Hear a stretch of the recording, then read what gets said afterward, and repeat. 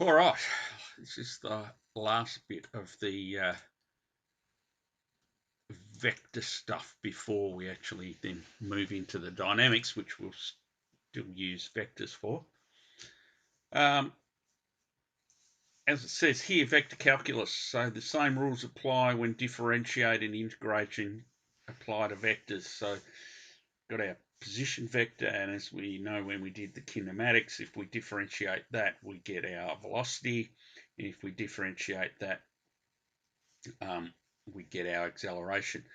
But when we used our kinematics, we didn't have two components, right? So we just had x in terms of time, and then x dot and x double dot for velocity and when they're, and of course that kinematics, that's all straight line motion, so backwards and forwards in a line. Whereas here we were now moving in 2 dimensions, so that's why we've got slightly different. So we're using r's here instead of x's. All right, so what do? You differentiate each component, and it can have k on there as well, and so there's just some ways that we can write that. All right, so all our normal differentiation stuff applies. So here's an example. So if RT is cos Ti minus sin Tj plus 5tk, find R dot, our velocity. Okay, so we just differentiate. So we differentiate each bit. Cos becomes negative sine. Sine becomes cos. And 5t becomes 5.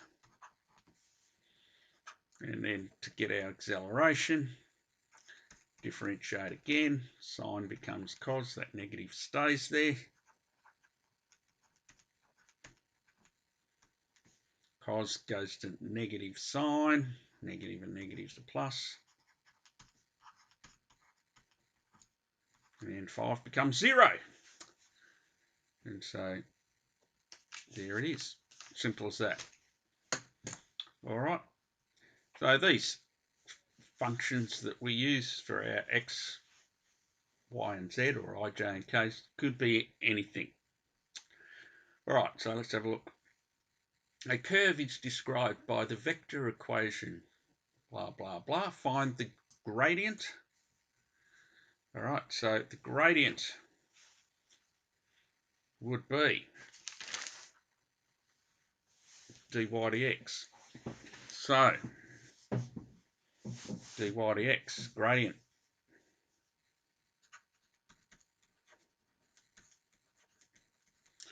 So what are we going to do here? Get dy dx. Well, we've got t's, haven't we? So dy dx,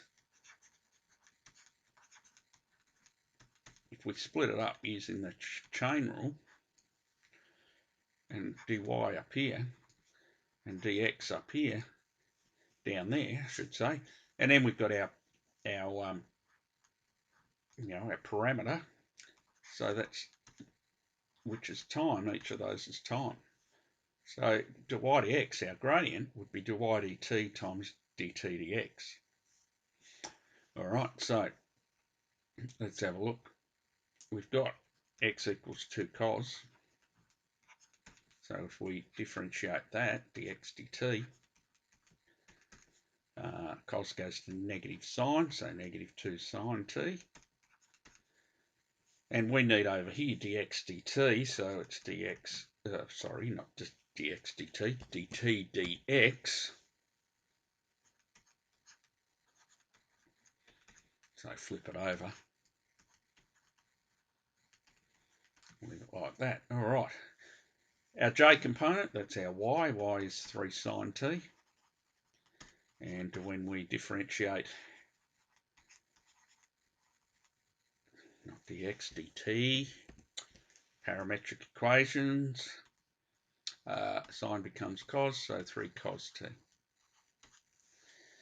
All right. So dy dx,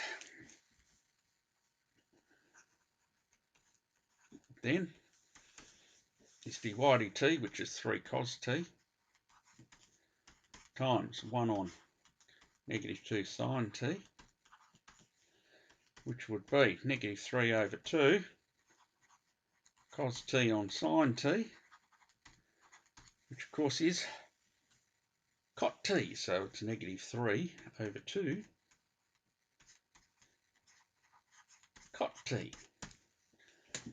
Alright, so it says find the gradient at any point x, y, and so our gradient at any point x, y is given by negative 3 over 2 cot t, and the point x, y that we're at depends, of course, on time. So time equals 5 seconds. We're at a particular point, and so this is the gradient at that point at 5 seconds when we put 5 in there. Okay, got another example. All right, so this is an anti-differentiation example here because we've got the acceleration and we want to find the dot. It's a dot. Let me get rid of that. I hate it how it does that on every new page. It gets that stupid things. Anyway, so r dot, so it's the velocity, and if r dot 0, r dot 0 is 30 plus 40 I plus 40j. So of course when we anti-differentiate the same as we did before, as I said, it doesn't matter whether it's got to do with vectors or whether it's got to do with any the calculus, there's always this plus c on the end, and this information is going to help us find out what that plus c is. All right, so r dot t would be when we anti-differentiate with respect to t. Now, because we've got two components, what we would do is we would look at those components by themselves, but in this case it's only one component, isn't there? There's no I term here, but we do end up with an I, but we'll get to that in a minute. So r double dot in this case is just negative 9.8j. All right, there may be in others there might be an I component, but which you would write down, and so that you would then each component you would integrate by itself. Probably should have chosen an example with that, but anyway, so that would be negative 9.8 t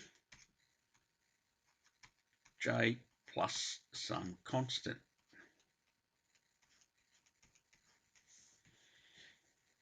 All right, now that's where this bit comes in, because I know when t equals 0,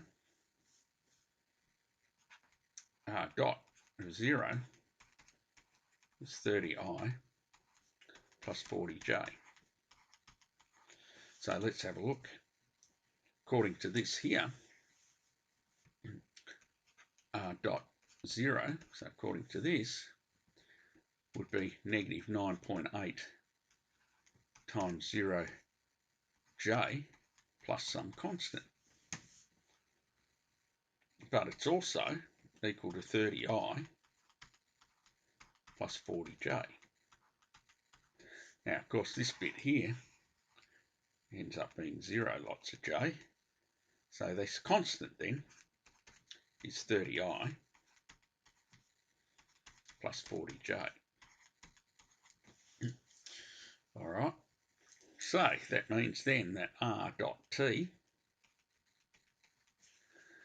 would be equal to negative 9.8 tj plus 30i plus 40j. All right, so we've got these two j components we can put together. So 30i plus, and our j components, 40 minus 9.8 j. All right, and there's that. Now, given we've got here, and I've got two components, if, and we haven't been asked to do this, but if I wanted RT, I would have to anti-differentiate R dot T.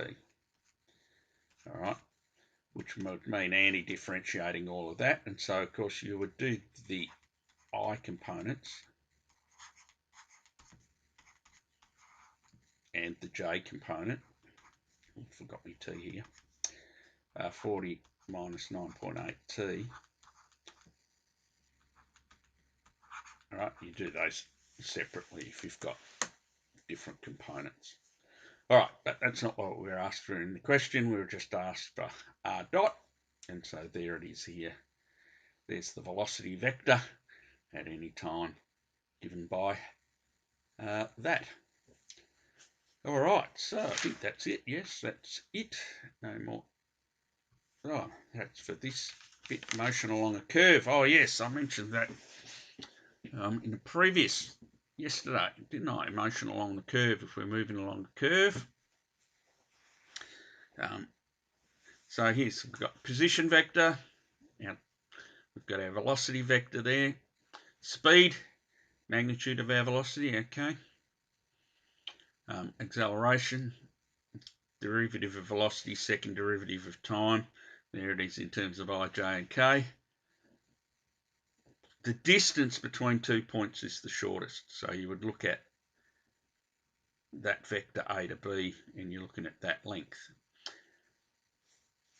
All right. So what have I got? I've got this example here from your textbook. So the velocity of the particle at time t. So for A, the velocity is dot t, or if you like, vt. So this is the position vector, so the velocity is the derivative of that. And so we've got to differentiate each of those, and so that would be 2 minus 2t plus 2t minus 3j plus 2k. There it is. Speed at time t. All right, so speed at time t, up here we're saying the speed is the magnitude of the velocity. So the magnitude, and the magnitude of the vector, of course, remember, speed is the magnitude of the velocity.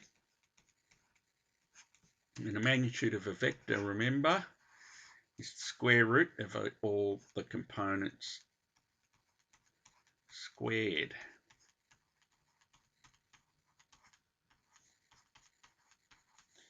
All right. So in this case, we're going to end up with a bunch of t's, but it does say that at any time. All right, so square this. So we've got 4 minus 8t plus 4t squared plus 4t squared. 2, 4, 6 minus 12t plus 9 plus 4 is what all you got there. So let's have a look. 8 lots of t squared minus 20 lots of t. 4 plus 9 is 13, 17. There we go. So there's the speed at any time. All right. So C then. Minimum speed, the minimum speed. So the minimum speed is when this is its lowest. All right, so the minimum speed is when this here is the smallest it can be. Now, the square root we're square rooting all of these. So the key part is what's underneath the square part. Yeah, underneath the square root. So that's when. So what we're looking at then is when 8t squared minus 20t plus 17 is minimum. All right, now there's a bunch of ways that we can look at that, but one of them is because this is a quadratic, we can put it into turning point. So if we complete the square,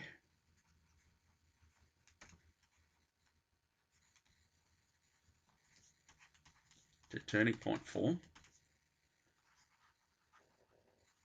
we can find out what the minimum, or what the minimum time, when the minimum time is, I should say. And so when you complete the square on that, you get one I've prepared earlier, t minus 5 over 4 squared plus 9 over 2. And so that means we get a minimum when time equals 5 over 4 seconds. All right, and that minimum would be, of course, this value here on the end. All right, so the min of 8t squared minus 20t plus 17 occurs at 5 over 4 seconds and is 9 over 2. All right, so that's this bit, but we're after the minimum speed, and the speed has that square root bit in it. Okay, so the minimum speed then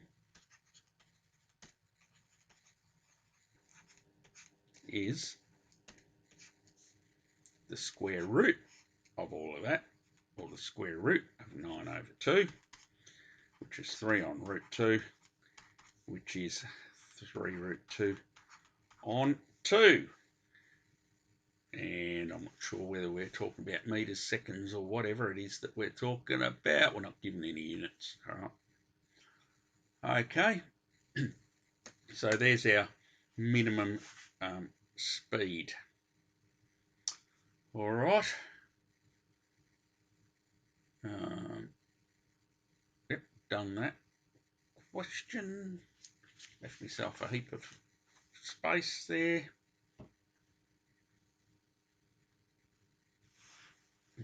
Okay, position vectors at time particles are given by blah, blah, blah. Prove that they collide.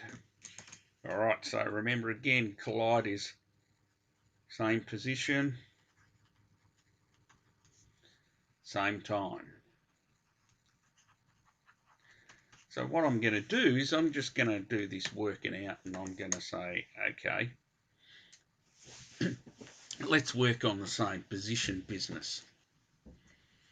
All right, and then we'll check the time.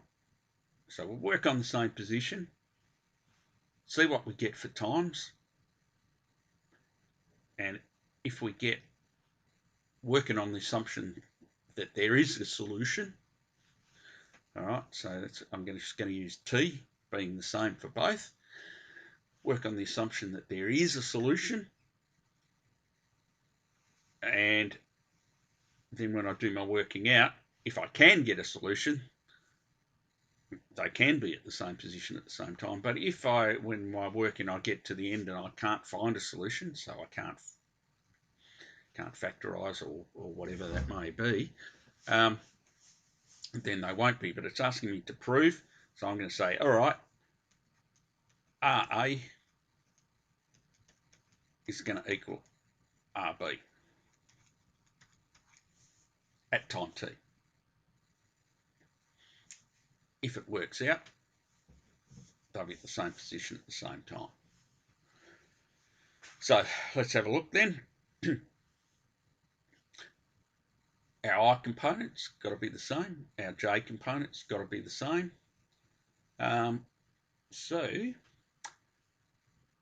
that means t cubed minus 9t plus 8 has got to equal 2 minus t squared. For the I part, for the J part, t squared has got to equal 3t minus t. Over here we've got t cubed plus t squared minus 9t plus 6, I believe. And if you factorise that, equals 0, you try and factorise that, you can. T minus 2 and t squared plus 3t minus 3 equals 0, so we can't actually factorise that, so we'd have to complete the square or whatever. And when we do that, null factor law tells us that time is 2. And from this one here, we'd get 2 answers, and because I prepared one earlier, I actually used my calculator, and we get 0.79. Over here, we've got t squared minus 3t plus 2 equals 0. And so t minus 1, t minus 2. So from here, t is 1, or t equals 2. All right, we've got a t equals 2. So therefore, the particles will collide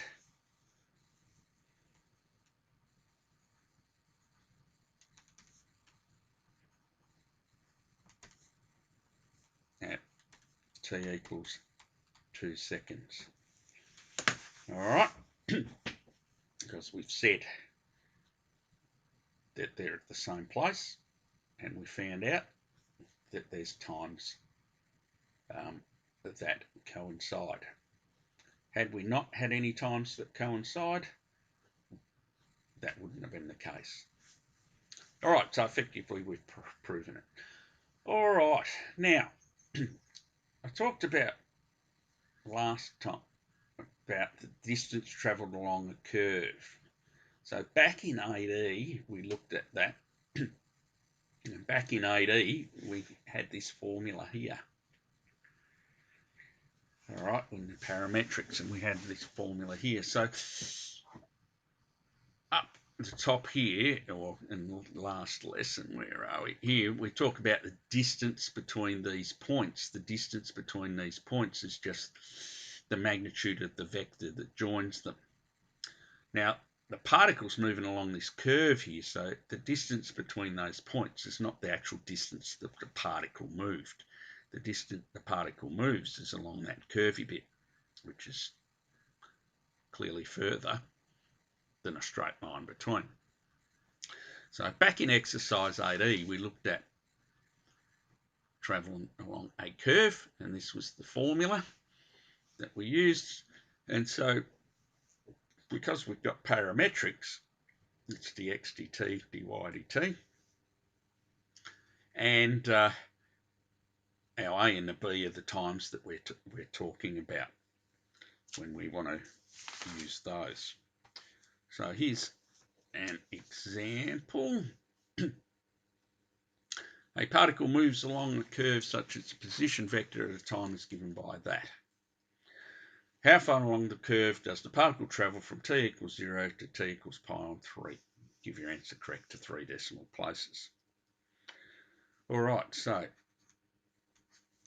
that distance that it travels along the curve is 0 to pi on 3 of the square root of dx dt squared plus dy dt, dy dt squared dt. All right. So we need dx dt and dy dt. So dx dt equals, so x is this, so sine becomes cos t, and dy dt y is this, half, k comes out, so half times 2 is 1, cos 2t. All right, so I shortcutted it that a bit. So the distance then is the integral from 0 to pi on 3, square root of cos squared t plus cos squared 2t dt. Now that's a calculator job.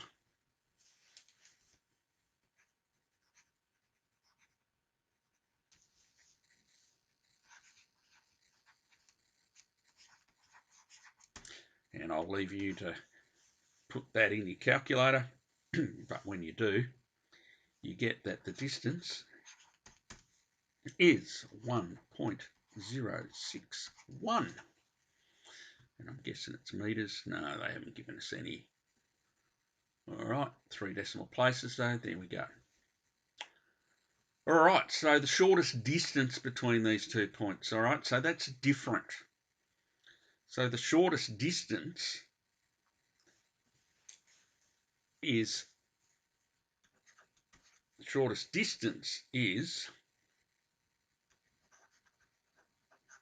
the line is a straight line. All right, which then means we want displacement vector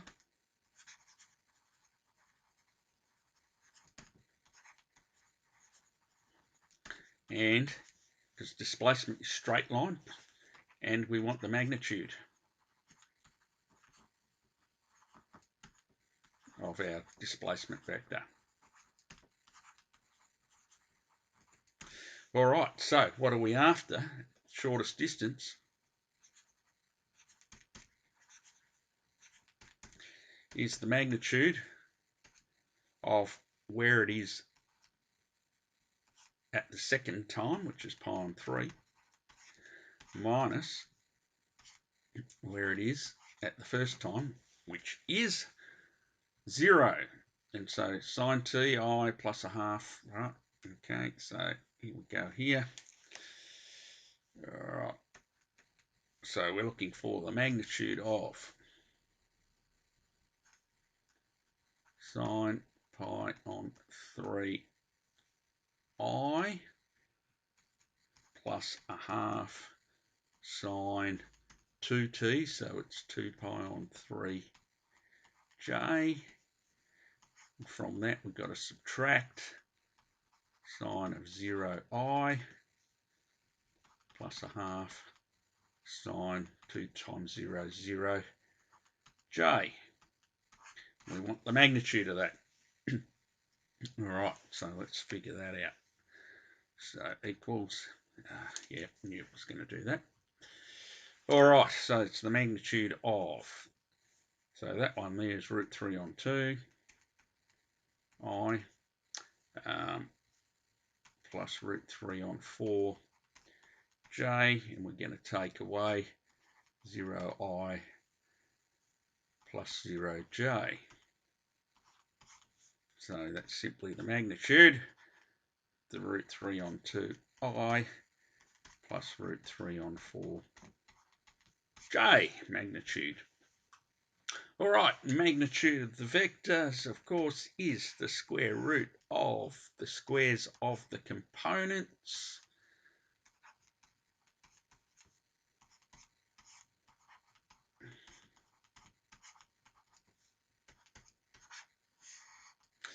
So 3 over 4 plus 3 over 16.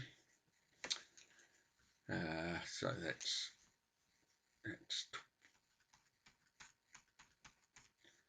12 over 16 plus 3 is root 15 over 16, which is square root 15 on 4 to be the shortest distance between those 2 points. All right, so there we go. Using vectors, and vector functions to work out what the motion along a straight line is going to be. So again, if you need some assistance with that stuff, and because you're not sure about something, make sure you get that assistance. And as always, have fun.